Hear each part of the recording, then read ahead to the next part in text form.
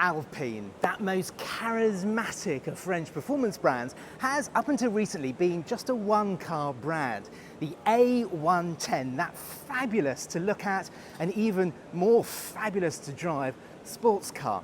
Last year, their product range doubled with the A290, their version of the Renault 5, and they created what is, in my opinion, a benchmark electric hot hatchback. And now the product range, you guessed it, has grown to 3. With this, the A390.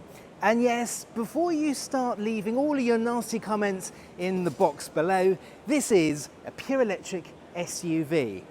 But Alpine tell me there is a little bit more to it than that, because this car looks at the past, but also looks very much to the future. It's got a very clever powertrain. Now I'm going to tell you all that you need to know in this video. We're going to do a full walk around of the car, the styling, we'll look at the interior, and basically tell you everything you need to know.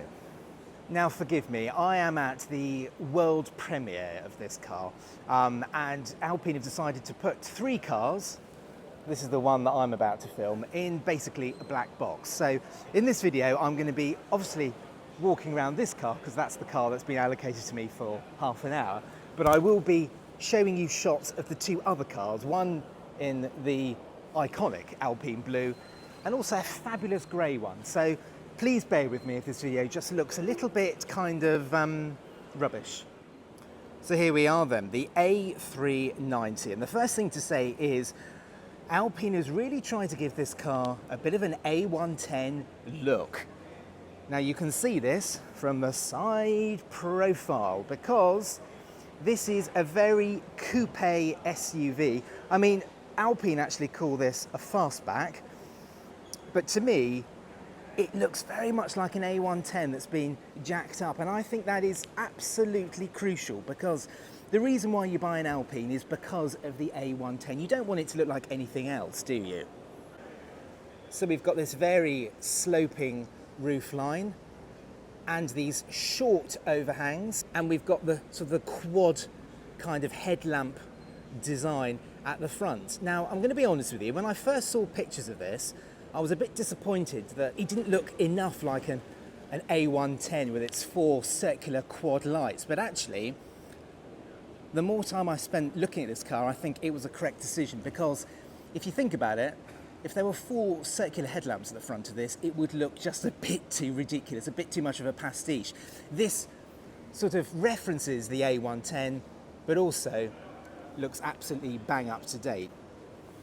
So you've got these lights here. There's of course an LED light strip, which seemingly every car has these days. And then you've got this really quite cool checkered flag kind of day running light design. Now this car is absolutely brimming with little aerodynamic little tweaks and features to make it as slippery as possible through the air, and of course the slipperier it is, the more efficient it is. It is an electric car after all. So firstly, we've got these wind curtains, air curtains that allows the air to pass through the bumper and then out through the wheels and down the side of the car.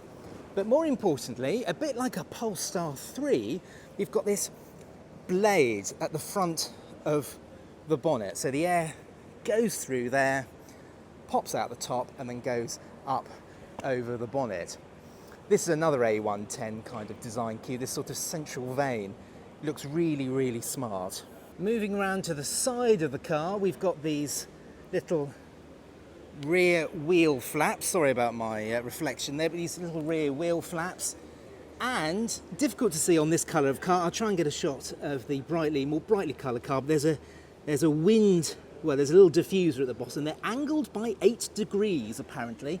And these 2 features in particular have been inspired by Alpine's Le Mans endurance racer. So yeah, there's heritage in terms of the A110 and quite a lot of modernity in terms of aerodynamics, which Alpine have taken from their Formula One and from their endurance racing cars. So that's pretty cool. I know I keep banging on about it, but I really do like this sloping roofline.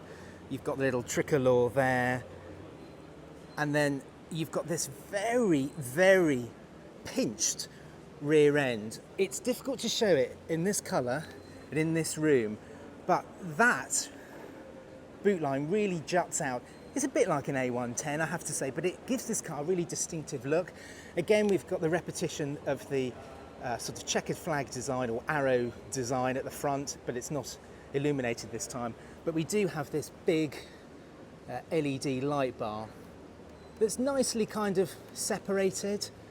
And as is the way with lots of cars, at the moment, the Alpine name is illuminated. This is a GT model, and I'm going to talk more about this in a second. But for now, just drink in the styling. I'm a big fan of the way this car looks. Can you tell?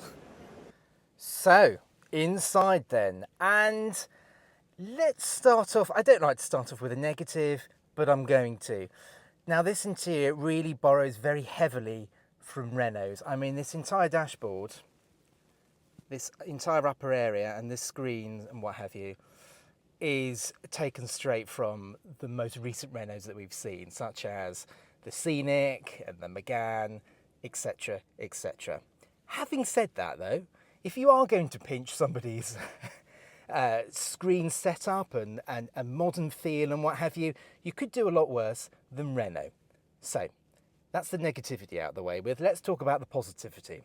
So aside from the screens, we've got this lovely steering wheel, Napa leather, trimmed in blue with the Alpine logo front and centre. We've got your drive modes here.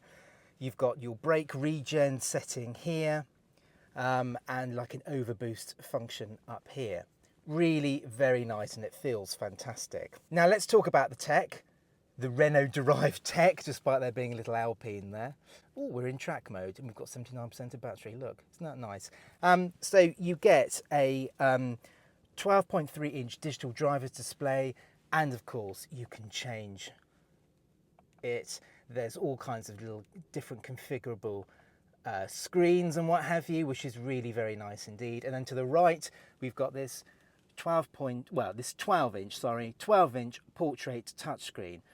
Now, like in the Macan and the Scenic in particular, it works so well. It's a Google Android-based software, Google Maps and what have you, which allows sort of real-time battery kind of information. Look, we can tell that if we drive to that's a bit that's a bit awkward. The Tesla Centre in Paris. If we drive there, it will take 2 hours, and we'll get there with 33% battery. That kind of stuff comes with Google, and it's really great. What I do need to tell you about, though, is the Alpine telemetrics. Now, this is different from other Renaults. You don't get it in Renaults, as far as I'm aware. It's a bespoke Alpine system. It gives you all kinds of different driving data information. You can even do challenges, look, where the car will tell you to do certain little things. So, puissance, endurance, agility. So French, isn't it? So yeah, you get different driving displays, and also it can coach the driver in various things, including drift mode, which is all in French, and I can't tell you which is which. But anyway, there are different functions which this car can teach you how to do and how to master. I can't tell you any more about it because I haven't used it, but once I try this car in the UK, that will be something I will be heading to. One thing Alpine has tried to do with the A390 is improve the perceived quality. So obviously mindful of the fact this car is going to be going up against things like the Porsche Macan. So the entire interior is trimmed and covered in this blue leather.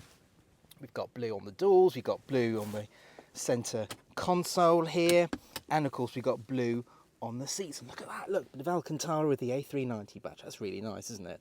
So yes, improved perceived quality, lots of blue leather. We've also got these aluminium speaker grills for the fancy audio system this car has got. And on this first impression, bearing in mind this is a pre-production car, it's just a show car really, it feels really, really nice in here. But I'm not surprised because the recent run of Renaults, such as the Scenic, have all felt really good indeed. In terms of practicality, well, there's room for 5. The headroom is not too bad despite the sloping roofline, and boot room that comes to 532 litres, so loads of space. Now, whilst all of this maybe very Renault, what is very Alpine is this central spine. It's a bit reminiscent of the one in the A110, but in particular, it's more kind of like the A290. So we get these, just like both models, we get the drive, the gearbox, I suppose you could say, in the centre here. But unlike the A290, you get a cup holder. You don't get that in the A290, amazingly. But yeah, this central spine is what sort of delineates an Alpine from a Renault. Lots of storage underneath as well, lots of storage down here, flock lined, a bit like a VW. And yes, of course, ambient lighting. It's really smart in here. Now, excuse my notebook, which happens to be a Mercedes one. Don't tell Alpine. But like I've already said, time with this car is limited, so I want to get all the facts correct for you. So the A390 sits on a familiar platform. It's one of Renault's electric car platforms, but it has been significantly re-engineered by Alpine to create, well, to give the car a bit of separation from the Renault models, and of course to live up to the brand's name and its attributes. So this car, rather amazingly, has got 3 electric motors. We've got 1 at the front axle and then 2 at the back, 1 on each wheel. Now the 2 motors at the back are pretty interesting because they're hooked up to an active torque vectoring system. Of course, as you know, torque vectoring allows greater agility around corners. It will also allow this car to do drifts as well. Now in the UK, we're going to get 2 models initially, the GT, which is this car, the more kind of subtle, classy, refined look, and a GTS. So the product range at the moment will mirror the A290 hatchback. The GT gets 395 brake horsepower, and the GTS 464 brake horsepower with 808 Newton meters of torque. It is packing a lot, this car. 0 to 60 would take 3.7 seconds, which is about the same, I think. I'm prepared to be wrong, but I think it's about the same as the Alpine A110R, with the GT taking around a second longer. Right, and let's talk a little bit more about the battery. So it's a brand new battery for this car, 87 kilowatt hours, 190 kilowatt DC rapid charging, which will allow this car to go from 15 to 80% in less than 25 minutes. Now this battery obviously sits right in the middle, slung under the car, and it allows a range, well, a predicted range, because it hasn't been tested officially yet, but Alpine predicts it'll give a range of 342 miles, plus a heat pump and V2L, vehicle to load, will come as standard. So what are we thinking in terms of rivals then? Well, the biggest rival for this will be the Porsche Macan Electric. In the GTS spec, probably the nearest rival for the Macan will be the 4S. Also, you can count, of course, the Tesla Model Y and the coupe-SUV. Now, Alpine haven't confirmed UK prices yet, but they've given me a bit of a hint.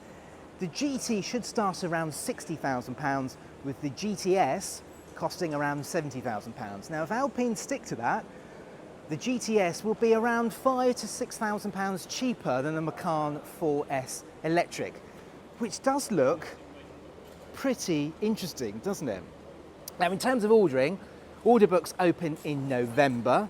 There will be a premiere edition, as you'd expect. Not entirely sure when that's going to be arriving, but probably around, well, later this year. So order books open in November. Delivery starts in Q2 2026. And of course, just like Renault did with the Renault 5, there will be the Alpine A Pass, which is effectively like a VIP ordering system to allow people, should they choose and should they pay handsomely for it, to jump the queue. So what do you think to it then? I have to say, despite the car not being presented in the best manner here in a black room in the middle of a rainy Dieppe on a Tuesday morning, I'm pretty enamoured with it. I think it looks great. The battery tech and the electric tech all seem very, very interesting. And this car has the potential to really put Alpine in the minds of more and more people.